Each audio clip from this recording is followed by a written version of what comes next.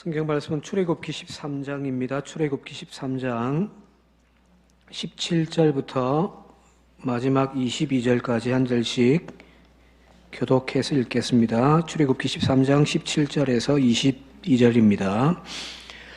바로가 백성을 보낸 후에 블레셋 사람의 땅의 길은 가까울지라도 하나님이 그들을 그 길로 인도하지 아니하셨으니 이는 하나님이 말씀하시기를 이 백성이 전쟁을 하게 되면 마음을 돌이켜 애굽으로 돌아갈까 하셨습니다.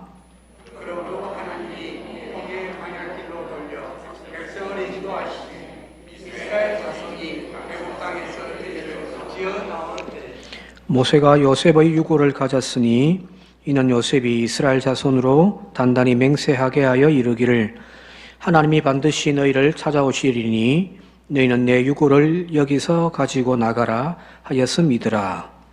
그들이 숲곳을 떠나서 광야 끝 에담에 들어가서 여호와께서 그들 앞에 가시며 낮에는 구름 기둥으로 그들의 길을 인도하시고 밤에는 불 기둥을 그들에게 비추사 낮이나 밤이나 진행하게 하시니 낮에는 구름 기둥 밤에는 불 기둥이 백성 앞에서 떠나지 아니하니라. 아멘. 애굽에서의 싸움에서 하나님이 대성하셨습니다. 세상은 군대의 힘으로 되어지는 것이 아니죠. 그죠? 세상은 그렇게 되어지는 것처럼 여겨지고 권력을 잡으려고 하고 사람들은 힘을 기르려고 합니다. 지금도 나라들마다 그동안 한 3, 40년 냉전 체제가 무너지고 난 다음에 전 세계가 전부 다 군비를 축소하면서 나왔거든요. 그러니까 유럽에서도 거의 무기를 만들지를 않았었습니다. 미국도 마찬가지고요. 우리나라는 남북이 대치되어 있는 상태라서 계속 군비를 확장해 왔지만 그동안은 군비를 확 줄여왔단 말이에요. 그런데 갑자기 이제 세계가 둘로 나누어지면서 갑자기 지금 막 전 세계적으로 군비를 확장해 가고 있습니다. 우리나라가 뭐 탱크를 파니, 비행기를 파니, 지금 자랑하고 있습니다만은 사실은 좋은 게 아니죠. 그죠? 그만큼 위기가 닥쳐오고 있는 상황이니까요. 그러나 이 애굽의 강력한 그 군대와 그 애굽의 그 문명 앞에서 무명이었던 하나님, 그것도 노예의 하나님이 그들의 코를 납작하게 만들어버리셔서 그들을 무릎 꿇게 만들었다라고 하는 것, 이것이 여러분들 단순하게 애굽의 10가지 재앙의 이야기를 넘어서서 오늘 우리에게 시사하는 바가 굉장히 클 줄 믿습니다. 하나님, 생명의 하나님, 진리의 하나님, 공의의 하나님, 그 하나님 붙잡고 우리가 묵묵히 걸어가면은 우리의 삶이 반드시 승리하게 되어질 줄 믿습니다. 다른 것, 군대를 의지하고 사람을 의지하지 말고 하나님을 의지하며 나아가는 저와 여러분들 되시길 바랍니다. 여호와 니시 하나님이십니다. 승리의 하나님, 그죠? 오늘 이제 그 승리의 결과, 그 바로가 두 손 다 들고 항복하고 나가라. 고 해서 이제 나가게 되어집니다. 이스라엘 백성들이 이제 그 출애굽하여 나올 때에 하나님께 두 가지를 명령하시거든요. 두 가지를 명령하시. 첫 번째는 오늘 그 13장 2절 보게 되어지면은 이스라엘 자손 중에서 사람이나 짐승을 막론하고 태에서 처음 난 모든 것들은 다 거룩히 구별하여 내게 돌리라. 이는 내 것이다라는 겁니다. 초태생은 다 내 것이다. 왜냐하면 애굽에서 10번째 재앙을 내릴 때 다 초태생들은 다 죽었지만은 주님께서 그들의 생명은 보존해 주셨잖아요. 그죠? 그래서 그 값을 지불해라는 이야기예요. 오늘 우리가 구원받은 우리가 단순하게 그냥 구원받았다라고 하고 끝나버릴 것이 아니라 오늘 그 생명의 값을 주님 것으로 인정하며 살아가는 저와 여러분들 되시길 바랍니다. 근데 우리가 구원해 주었는데 십자가에서 우리의 모든 죄값을 다 치르시고 죽으심을 통하여 우리를 구원해 주셨는데 이 구원이 구체적으로 뭐가 되어야 하냐면은 나의 생명은 이제 하나님 겁니다. 라는 거거든요. 내 고집대로, 내 생각대로, 내 자유대로 살아갈 인생이 아니라 이제 저와 여러분들은 하나님의 것이 되어졌습니다. 하나님 값하며 살아가는 저와 여러분 되시길 바랍니다. 오늘 거기 주제가 아니니까 이제 두 번째로 넘어가는데, 첫 번째는 초대생들은 다 내 것이다. 내 것으로 내게 돌리라. 두 번째가 6절 말씀인데 같이 한번 읽어볼게요. 6절입니다. 함께 읽겠습니다. 시작. 이래 동안 무교병을 먹고 일곱째 날에는 여호와께 절기를 지키라 하는 겁니다. 앞으로 너희들이 이제 이 6월절을 기념하여 매년 6월절을 지키라는 건데, 이 6월절이 하루예요. 6월절은 하루입니다. 근데 이 하루 앞으로 일주일 동안을 무교절이라고 이야기를 하는 겁니다. 이 무교절을 너희들이 지키라는 건데, 무교절은 뭐냐면은 이래 동안 무교병, 누룩을 넣지 않은 낫자라고 하는데요. 이 빵을 먹는 거예요. 쉽게 이야기하면 이게 우리가 보통 빵 하면은 팍 부풀어 오른 그런 거잖아요. 그죠?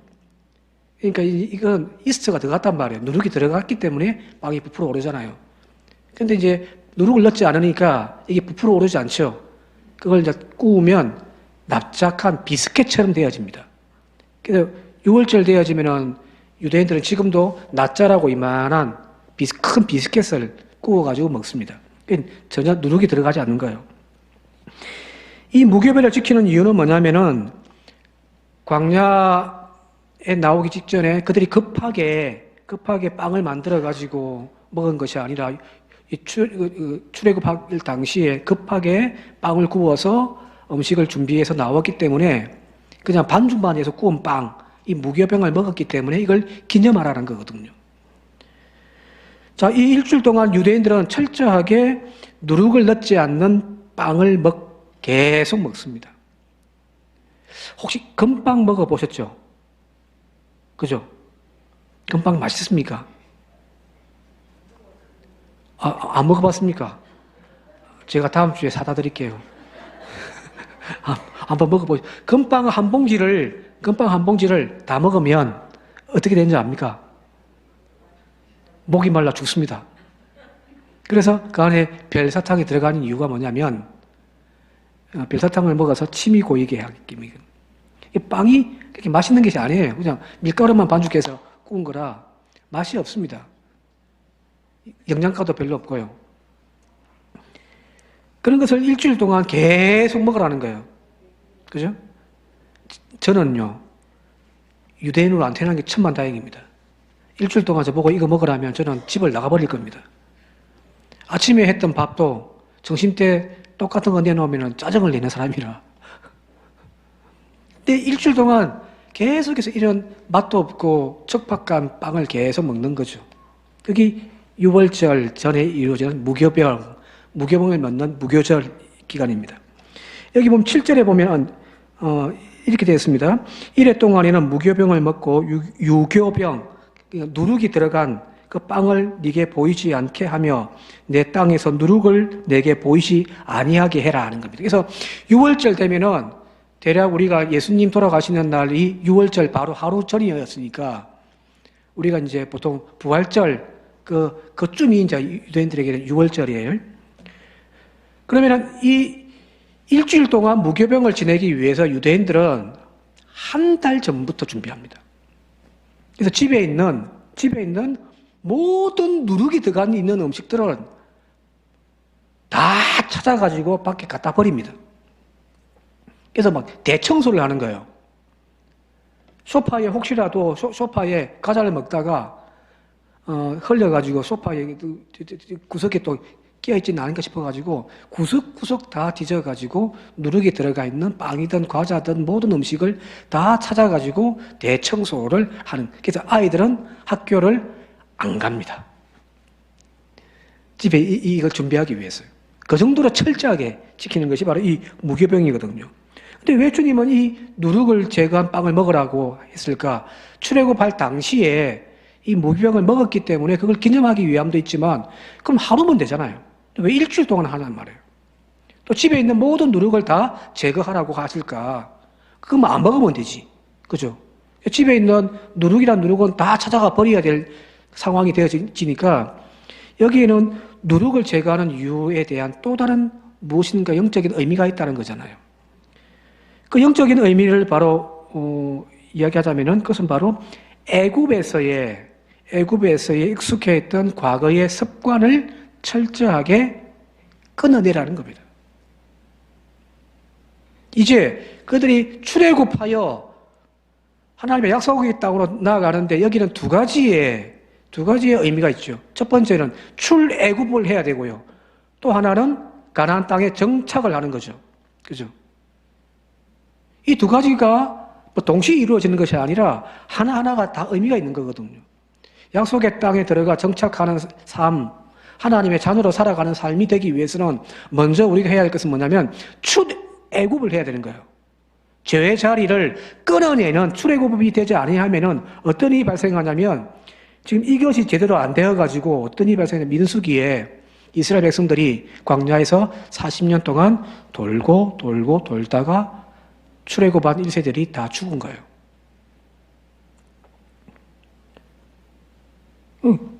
과거로 애굽으로 돌아가자는 거예요. 조금만 힘들고 어려우면 애굽으로 돌아가자. 그 첫 번째가 그들이 애굽 땅에서 섬겼던 금송아지를 만들어 가지고 이것이 우리를 인도하여 낸 하나님이다 하면서 경배하기 시작하잖아요. 애굽의 그 흔적이 끊어지지 않으니까 이들이 나와도 가나안 땅에 들어가더라도 문제는 그들은 하나님의 거룩한 백성이 아닌 애굽의 죄의 노예일 뿐이에요. 이걸 못한 것이 바로 민수기의 이야기거든요. 누룩이란 다른 것이 아니지요. 애굽에서의 노예 근성, 죄의 삶의 그 모든 삶을 잘라내고 끌어내는 것. 그것이 누룩을 제거하고 누룩을 일주일 동안 먹지 않는 그런 것이라고 볼 수가 있죠. 신약 시대에도 예수님께서 이 누룩에 대한 가르침을 하고 계시잖아요. 마태복음 16장 6절입니다. 마태복음 16장 6절과 11절 같이 한번 이어서 읽어보도록 할게요. 시작. 예수께서 이르시되 삼가 바리새인과 사두개인들의 누룩을 주의하라 하시니 11절 어찌 내 말한 것이 떡에 관함이 아닌 줄을 깨닫지 못하느냐 오직 바리새인과 사두개인들의 누룩을 주의하라 하시니라. 여기서 말하는 바리새인과 사두개인들의 누룩은 뭘까요? 이 누룩을 제거하라는 거잖아요. 그죠?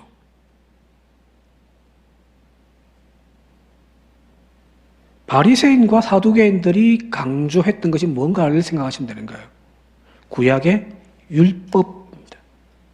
바리새인들은 철저하게 그 율법을 문자 그대로 더 지키기 위하여 세부 항목까지 성경에도 없는 세부 항목까지 다 만들어가지고 이걸 지켜야만 말씀을 지킨다라고 가르치고 그렇게 지키지 못하면은 죄인이라고 낙인을 찍어버렸던 인물들이 바리새인, 사두개인들이란 말이에요.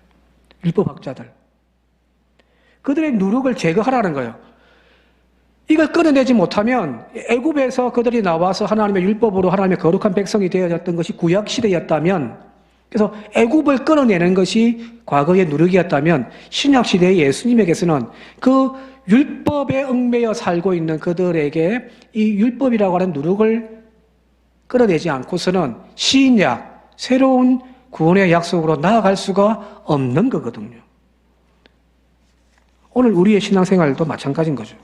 자, 그러면 구체적으로 이제 마태복음 23장 보게 되어지면 이 바리새인과 사두개인들의 누룩이 뭔지 우리가 조심해야 되고 끊어내야 될 누룩이 뭔지가 나오는데 한번 읽어보도록 할게요.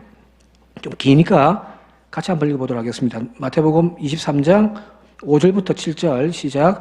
그들의 모든 행위를 사람에게 보이고자 하나니 곧 그 경문띠를 넓게 하며 옷수를 길게 하고 잔치의 윗자리와 회당의 높은 자리와 시장에서 문안받는 것과 사람에게 랍비라 칭함을 받는 것을 좋아하느니라. 계속해서 23절부터 28절 화 있을진저 외식하는 서기관들과 바리새인들이여 너희가 박하와 회향과 근처의 11조는 들이되 율법의 더 중한 바 정의와 긍휼과 믿음은 버렸도다. 화 있을진저 외식하는 서기관들과 바리새인들이여 잔과 대접의 겉은 깨끗이 하되 그 안에는 탐욕과 방탕으로 가득하게 하였도다. 화 있을진저 외식하는 서기관들과 바리새인들이여 회칠한 무덤 같으니 겉으로는 아름답게 보이나 그 안에는 죽은 사람의 뼈와 모든 더러운 것이 가득하도다. 이와 같이 너희도 겉으로는 사람에게 옳게 보이되 안으로는 외식과 불법이 가득하도다라는 거예요. 누룩이 뭔지 아시겠죠? 그죠? 여기서 보면 바리새인과 서기관들의 누룩이 뭔지를 주님이 구체적으로 말씀하고 계시는 거잖아요. 겉으로는 멀쩡해 보인단 말이에요. 속이 온갖 탐욕과 방탕, 또 죽은 시체 같은 그런 모습들이 누룩이라는 겁니다. 오늘 우리의 신앙생활에서도 이런 누룩은 없습니까? 한국 교회를 그동안 자랑을 했었습니다. 크게 부흥하고 큰 교회들이 세워지고. 근데 그게 누룩은 아닌가요? 교회는 그렇게 커지고 교인의 숫자는 많아졌는데 오히려 세상으로부터의 칭찬과 선한 영향력에서는 후퇴해버렸단 말이에요. 그죠? 교회는 커졌어요.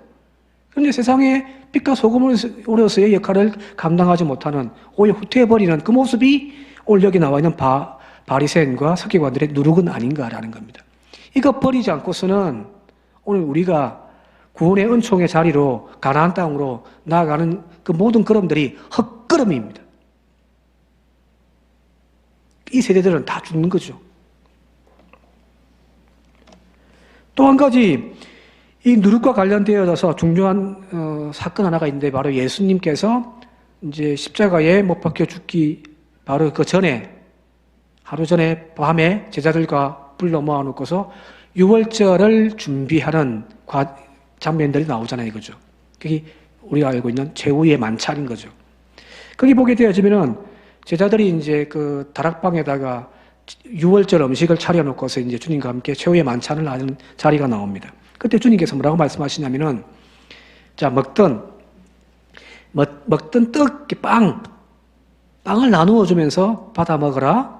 이것은 너에게 주는 나의 몸이다.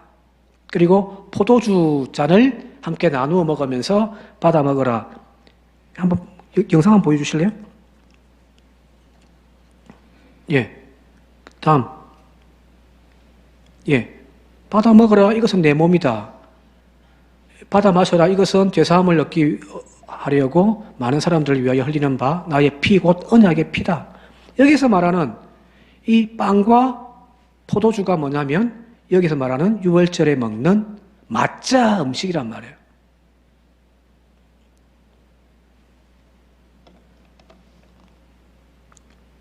오늘 우리가 예수님의 피와 살을 먹고 마심으로 하나님의 거룩한 자녀가 되어진다라고 하는 것은 뭐냐면 세상적인 누룩으로 자기 스스로를 막 화려하게 꾸며 있는 그것이 아니에요. 철저하게 주님의 살과 주님의 피가 내 삶 가운데 들어옴을 통하여 오늘 우리가 하나님의 자녀답게 살아가는 그 믿음이 바로 여기서 말하는 누룩을 제거한 삶, 그런 믿음이 되어지는 거죠. 화려하지 않아도 됩니다. 크지 않아도 돼요. 주님의 피와 살을 먹고 마심을 통하여 오늘 내 안에 있는 세상적인 탐욕, 어두움, 죽음의 것들이 다 벗겨져 내고 하나님으로 생명으로 예수 그리스도의 인격으로 채워져 가는 그 삶이 바로 성도의 삶이 되어지는 거죠. 여러분들 성도란 누구인가? 죄 자리에서 출애굽하여 구원의 은총을 경험한 바로 그 사람들입니다. 그래서 그 사람의 속에는 무엇이 가득 차 있냐면 바로 예수 그리스도의 살과 피로 충만하게 채워져 있는 존재들이 되어지는 거죠. 세상의 화려함이나 출세, 부귀영화의 누룩을 품고 사는 삶이 아니에요. 그거 자랑하라고 우리를 하나님의 자녀로 부르신 것도 아니란 말이에요. 오히려 그것들을 제거해내는 것, 그것이 예수 믿는 성도의 삶이 되어지는 거거든요. 바울이 정확하게 그걸 찔집었잖아요. 학문도, 자기의 출생도, 자기가 가지고 있는 모든 것들도 다 해로 여길 뿐이에요. 나에게는 다 그게 배설물로 여겨진다. 인터넷에 보니까 어떤 사진이 하나 올라왔는데 하여튼 몇 년 동안 똥을 제대로 못 산 사람이라고 해가지고 사진아님 창자가 막 이만하더라고요. 쌓여가지고. 배설을 해야 될 것들을 배설해내고 하나님의 생명의 은혜로 채워가야 될 존재들인데 우리는 그것에 대하여 채우지 못하고 내 안에 온갖 썩은 것들로 가득 채워져 있는, 즉 출애굽하지 못한 그런 믿음 생활 때문에 여전히 우리는 주님의 은혜 안으로 나아가지를 못하는 거죠. 여러분들 제대로 출애굽하십시오. 내가 옛날에 세상에서 즐겨왔던, 세상에서 추구해왔던 그것들을 끊어내고 은혜 안으로 나아가야 되는 겁니다. 근데 이걸 못 끊어내고 교회 나오니까 여전히 교회에서도 주장하고 하는 것이 뭐냐면 자기의 이름값이나 자랑하려고 하고 교회의 큰 사이즈만을 자랑하려고 하고, 그죠?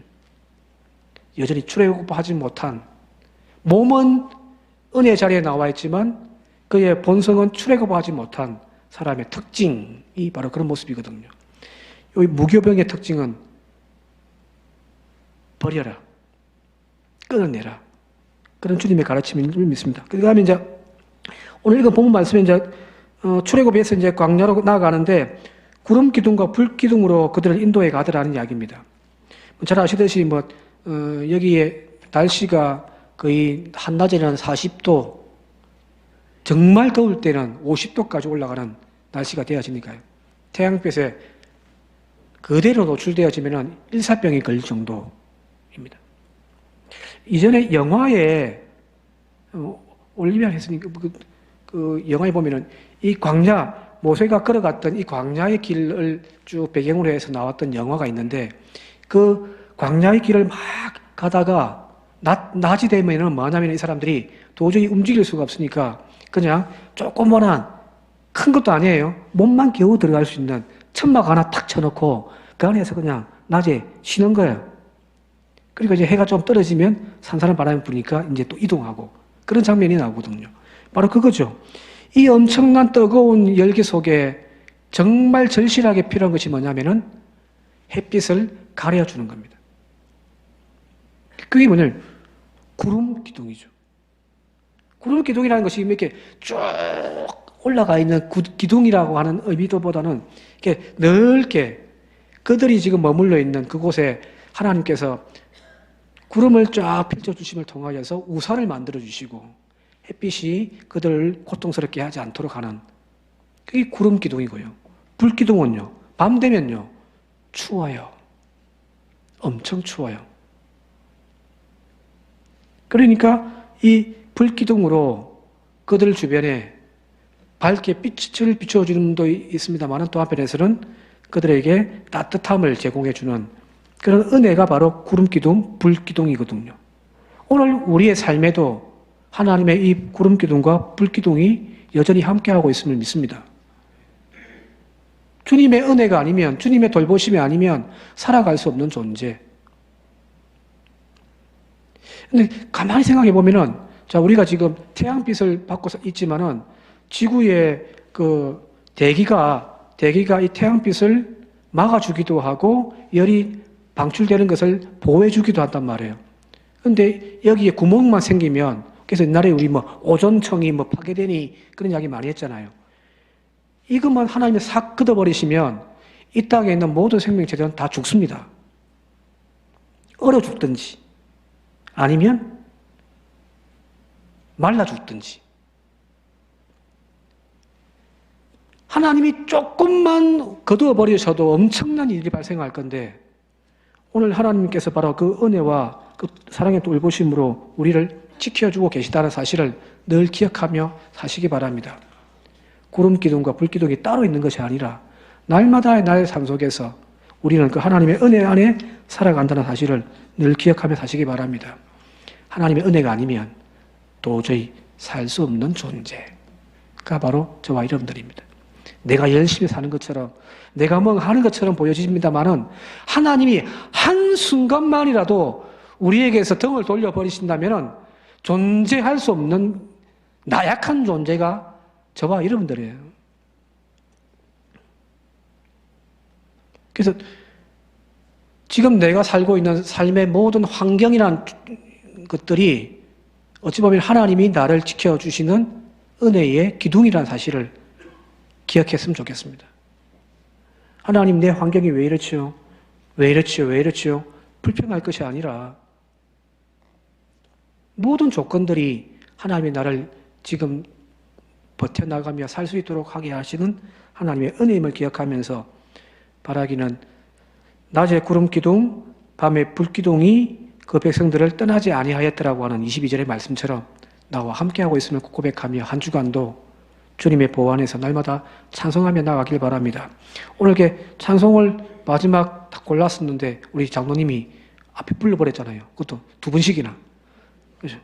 나의 등 뒤에서 가사 한번 보여주시겠습니까? 2절에 평안히 길을 갈 때는 보이지가 않아요. 느껴지지도 않고요. 그러나 고나고 지치고 넘어질 때면 다가와서 손 내미시는 하나님의 은혜가 늘 경험되어지거든요. 때때로 뒤돌아보면 여전히 서 계신 주님이십니다. 잔잔한 미소로 바라보시면서 나를 재촉하시는 하나님의 은혜로 살아가는 존재가 저와 여러분들입니다. 한 주간도 나의 등 뒤에 계신 주님을 잊고 삶이 아니라 늘 기억하며 살아가는 저와 여러분들 되시기를 주님의 이름으로 축원드립니다. 함께 기도드리겠습니다. 고마우신 아버지 하나님, 몸만 출애굽하여 가나안 땅을 향하는 어리석은 자 되지 않게 하옵소서. 세상에 이 시간 있지 않고 교회만 나와 앉아 있다고, 우리의 몸이 여기 있다고 우리가 예배 드리는 것이 아님을 깨닫게 하여 주옵소서. 간절히 소망하옵기는 출애굽하는 우리의 믿음이 되기를 원합니다. 우리 안에 온갖 세상적인 누룩들을 끊어내는 믿음의 결단들 있게 하셔서 주님의 뜻과 주님의 피를 먹고 마심을 통하여 성도 되어져가는 우리 되게 하옵소서. 한 주간도 세상 가운데 방황하며 살아가는 인생 되지 않도록 나의 등 뒤에서 나와 함께 하시고 밀어주시고 이끌어주시는 주님의 구름기둥, 불기둥 가운데 안전하게 건강하게 복되게 살아가는 저희들 되게 하옵소서. 예수님의 이름으로 기도드립니다.